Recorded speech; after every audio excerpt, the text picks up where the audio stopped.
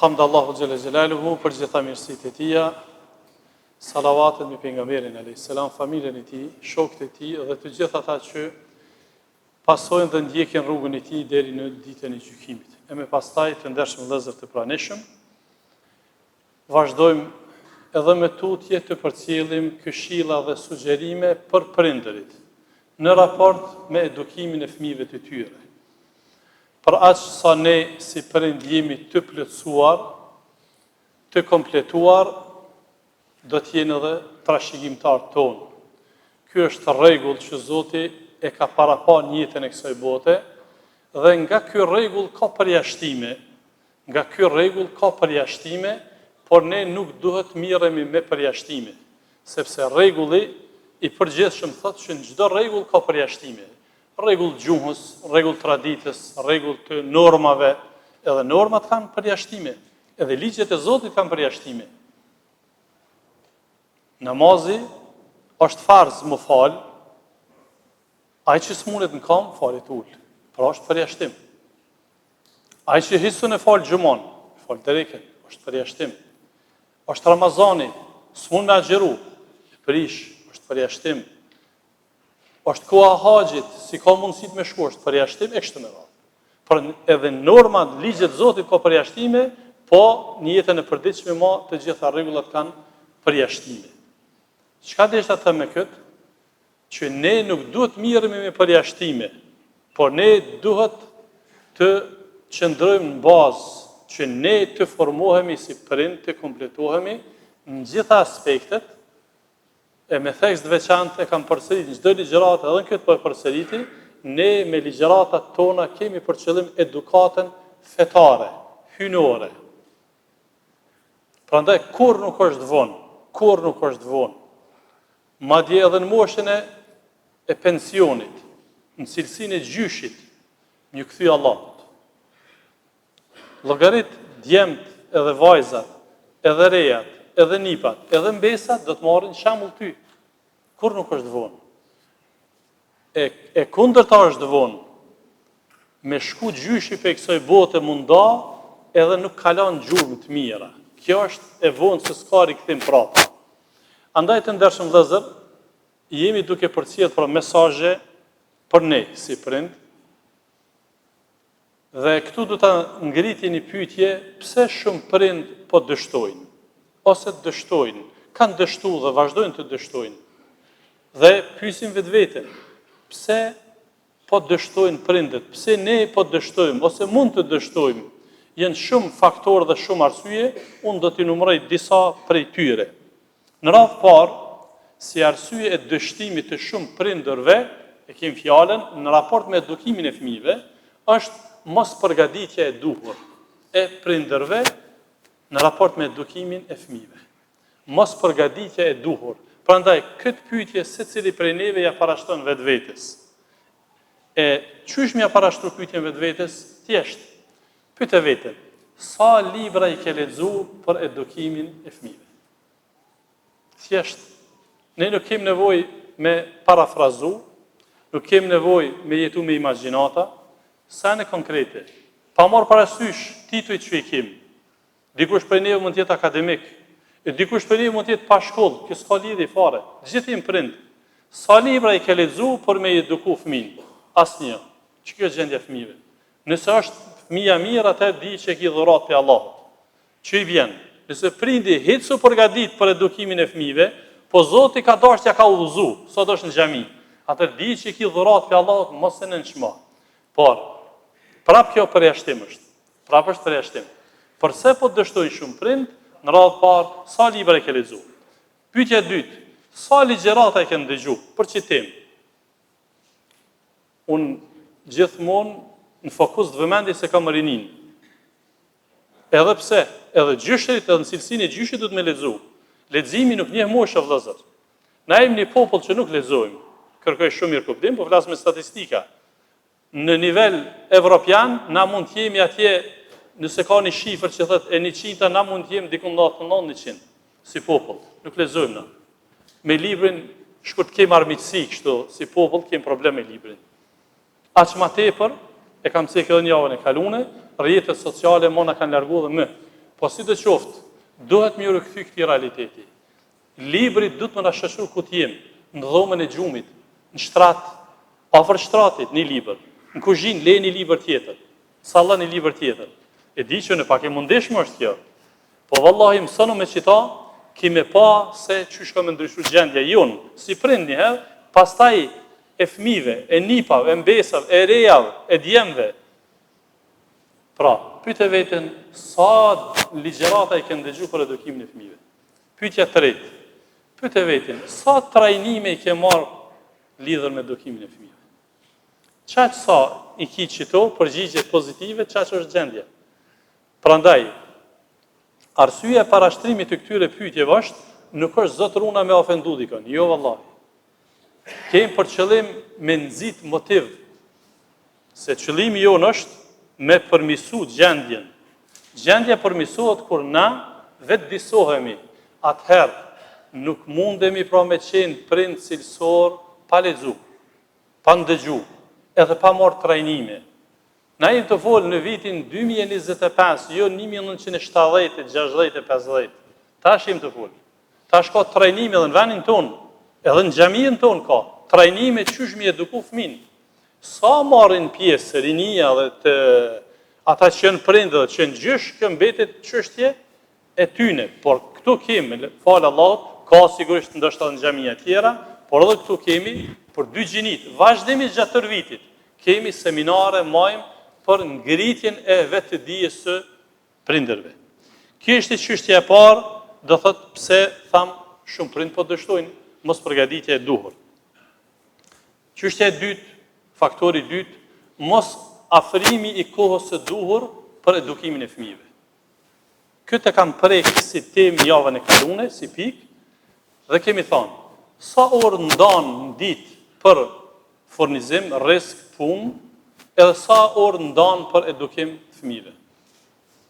Nuk shkojnë paralel, jemi të vetëdijshëm që nuk shkojnë paralel, veç pyete veten, sa orë në ditë unë rri me fëmijët e mi, sa orë në ditë ju afroj diçka fëmijëve të mi nga edukata, që kjo është gjendje faktike.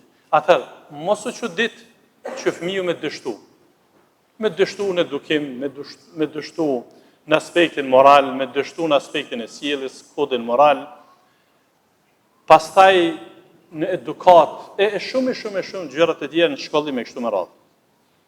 Faktori tretë që e theksojnë urtakët pedagogët të çështja e dështimit të shumë prindërve është udhëtimet e shpeshta dhe të gjata të prindit, babës sidomos. Udhëtimet e shpeshta dhe të gjata të babës. E pse të nanës jo? Sepse nana parimisht do të më qëndru në shtëpi, parimisht tha.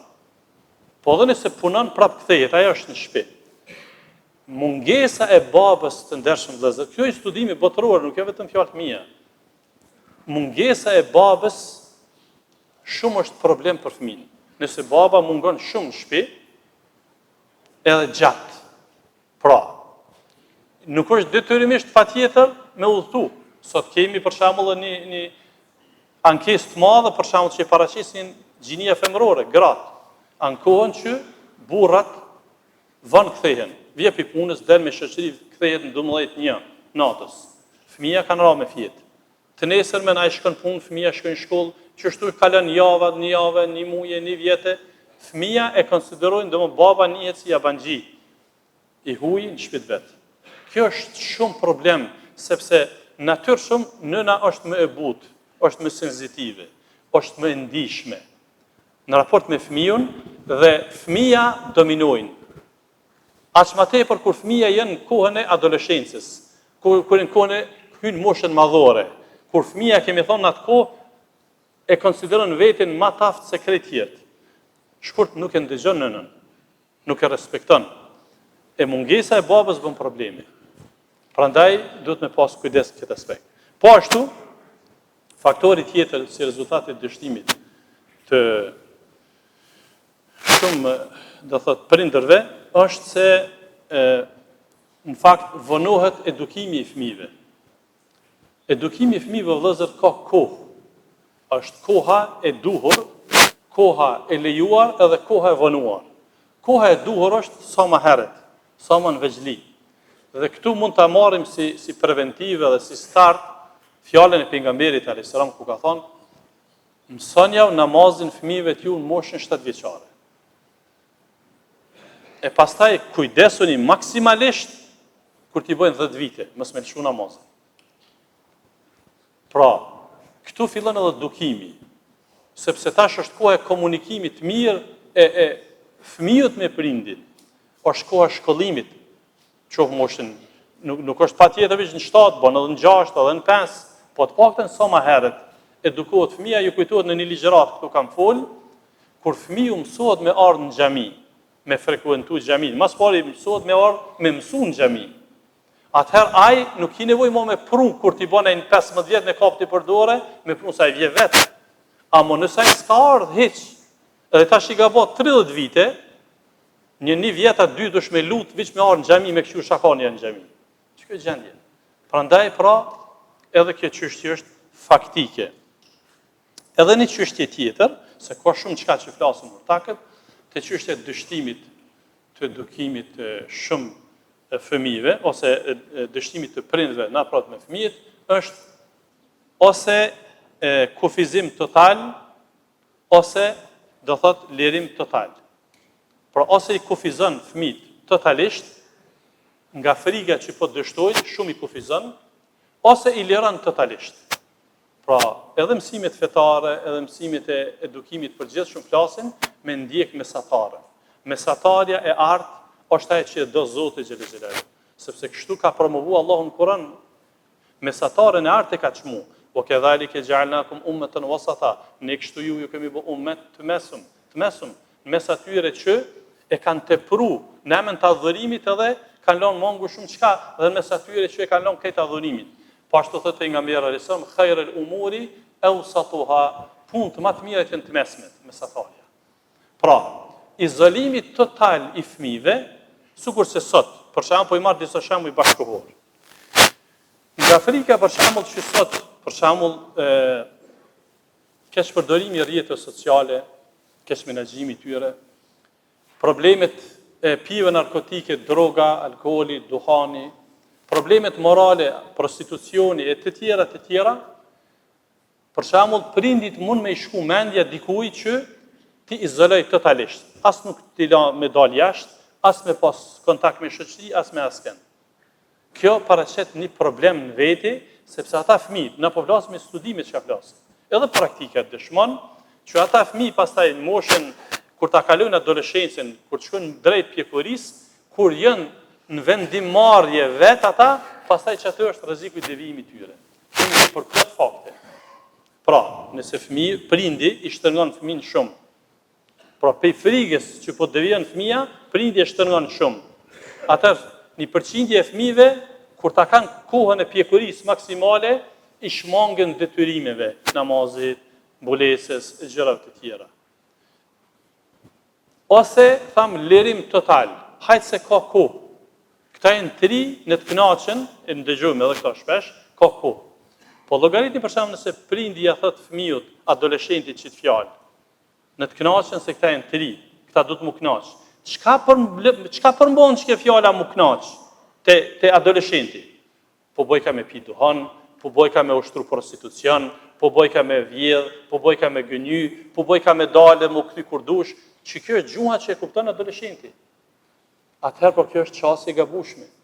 Prandaj një prej faktorëve që në fakt shumë prind bëhen shkaktar të dështimit të fëmijëve është çësia e prindve. Tham, ose shtrëngim i tepërt ose lirim i tepërt. Të dyja janë gabim. Do të më ndjek mesatarën. Që i bijesin, te mesatarja. Nuk mujm totalisht me izolu fëmijën prej rrjeteve sociale.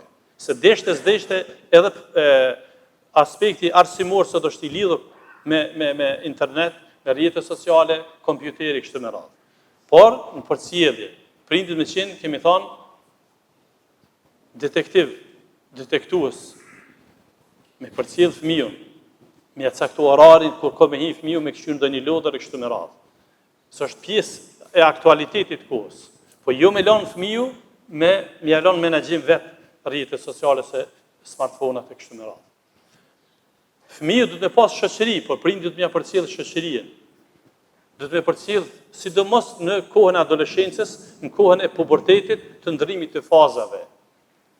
Pra do të më pas këtë aspekt kujdes, edhe gjithmonë me pas kujdes të çështja e namazit kemi thënë. Këtë temë nuk duam ju kthy ku fol para 2 muaje.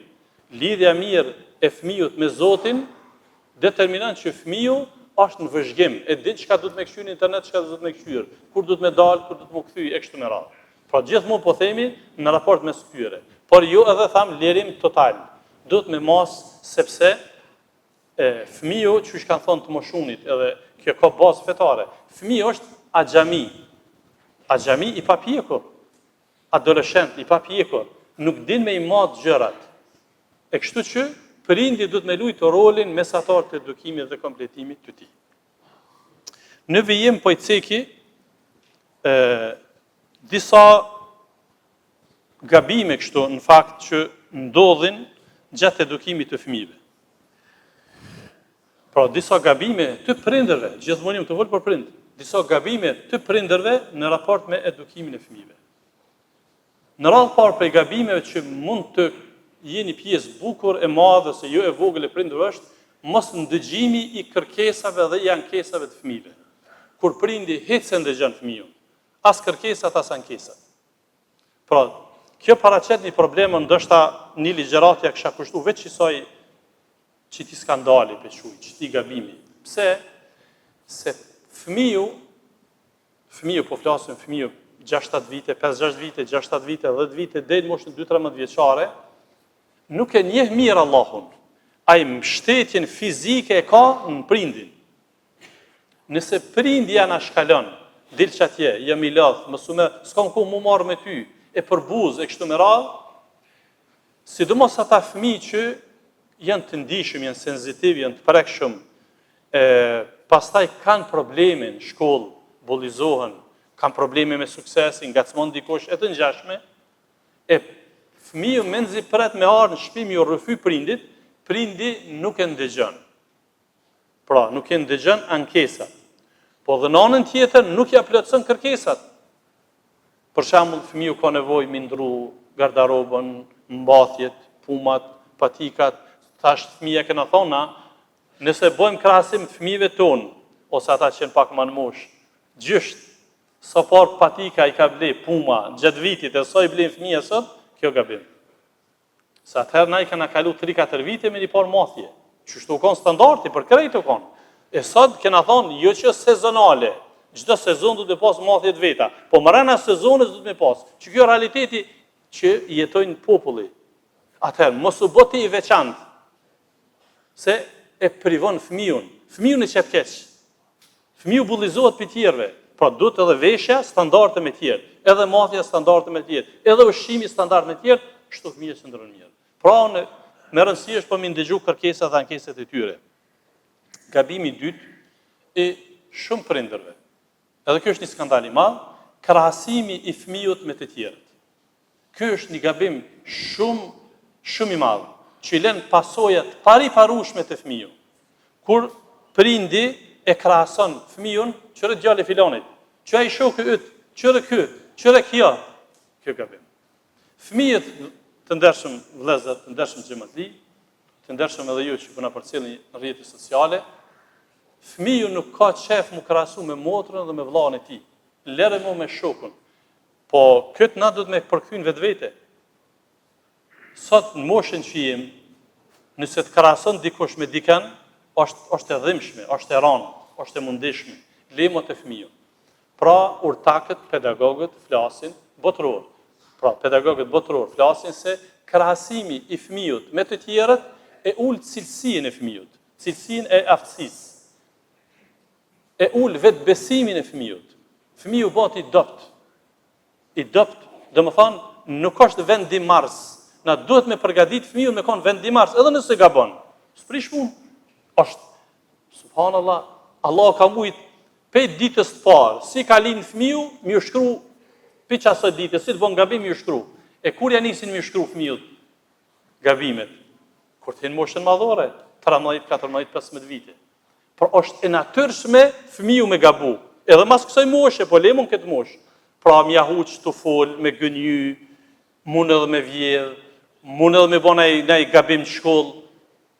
O shumë e rëndësi, na si prind qysh e trajtojmë gabimin e fëmijut. Pra, ose edhe të suksesi, e vëret fëmijun në ndërgjegje, për shembull kur bëhen krahasime në mes këtij edhe atij. Kështu që e konsiderojnë këto si gabim, do thotë urtakët dhe pedagogët. Pastaj për gabimeve gjatë edukimit të fëmijëve, shumë prind janë ndalën diçka, por nuk i sjell alternativë. Zbon telefoni. Telefoni është i dëmshëm për ty. Alternativa, s'ka kur gjë. Ai s'ndëgjon. Nuk ndëgjon fëmia. Po, sa herë ti ndalesh diçka, sjell alternativë. Dush mi sjell alternativë. Çi kjo s'bën, po bën kjo. Kjo është e dëmshme, kjo është e dobishme. Amo jo, kjo është e dëmshme, u kry kaq, pikë. Kjo është gabim. Pra, ai fëmia të ndëgjon një kohë, komë të ndëgju, se domthon sultanatin ose do thotë udhëheqjen e ki ti si prind. Amo ai tani kur ti bën 18 vite, 20 vite mos ndëgjon, ose shtrohet pyetja, pse hoq një pjesë e madhe e fëmijëve kur pi bojnë 20, 22, 3, po martuar mos po na ndëgjojnë. Nuk ka problemi i martesës tyne. O problemi që tyne skandaleve që na po i trajtojmë. Se këtu janë studimi botëror vëllazër. Dikush ka derë njerëz me vite për që topika shkone po i trajtoj sot. E na e shohim rrafshin praktik që janë këtu. Pra, rregulli thotë, sa herë t'ja ndalesh dikujt një diçka silli alternativë, se çit parim e ka ndjek Allahu xhelle xhelalu në Kur'an dhe e ka ndjek pejgamberi sallallahu. Nuk është ndalu një mish veçse u leju tjetri. Nuk është ndalu për një ushqim dhe veçse u është leju tjetri. Nuk është ndalu një veshje veçse është leju tjetra. Nuk është ndalu një udhëtim veçse është leju tjetra. Pra nuk janë këtë gjërat të ndaluara sepse sikur jep përshtypjen fëmijët që këtë sanet janë ndaluara. E pastaj kjo është një ngarkesë për fëmijën. Pra në momentin që ti si alternativë, gjërat stabilizohen. Skandali tjetër gjatë edukimit është që kur fëmijët janë ndalojmë një diçka, nuk japim hapësirë për mi sjell fakte. S'von me bë këto, pikë. Ja do të më pru fakte. Këto mos e bën për çfarë arsye. Për shembull, pavarësisht fëmiu është duan pirsa apo jo, domethënë nuk është patjetër me qenë, po kur i flet për shembull për një dukuri negative, ja shpjegon edhe arsyet e dëmit. Ose, për shembull, e gjen fëmijën që fëmiu po mashtron, ka filluar më bë mashtrues, po tradhton, po gënjen e kështu me radhë, dush m'ia shpjegu rrezikun e gënjeshtrës, rrezikun e një ndalese e të ngjashme. Por sjelli fakte. Pse? Që fëmiu të bindet, jo për shembull me ushtru veç autoritetin si prind. Unë po them që çdo dhe pikë. Edhe kjo është një arsye që fëmiu më nuk ndëgjon. Pra, Islami nuk ka ardhur prindi me ushtru autoritet fizik ose ndëshkues. Jo, nuk ka kjo për qëllim. Qëllimi është edukimi i fëmijët. E prindi ka autoritet me përcjell këtë çështje tek fëmiu. Prandaj të ndershëm vëllezër, pra sa herë që e ndalojmë fëmijën nga diçka, duhet me pru fakte. Kjo është e dëmshme për këtë arsye. Këtë nuk bën me kry për këtë arsye, fëmiu bindet shumë lehtë, sepse domethënë fëmiu është në kohën e formimit të tij. Për shumë çka ka për të thënë, po ndërto po me përmbyll këtë ligjërat është prej gabimeve gjatë edukimit është se ka prind që fëmijët nuk ja vlerëson aspektet pozitive, por e çorton vetëm për aspekte negative. Nuk ja vlerëson suksesin, nuk ja vlerëson punën, nuk ja vlerëson dëgjimin, po kur bën gabime, ja nënvlerëson, vetëm e nënvlerëson. Edhe kjo e ul autoritetin e fëmijët dhe e bën pra të dopt, e bën jo vendimars e kështu me radhë. Ka dhe shumë çka tjera që do të flasim me lenin Allahut edhe në ligjëratën e ardhme lidhur me këtë temë. Lutim Allahun që të na bën prind model shembull dhe fëmijën tonë dhe t'ju i bëj shembull. Zoti ju shpërblet për vëmendjen. Alhamdulillah.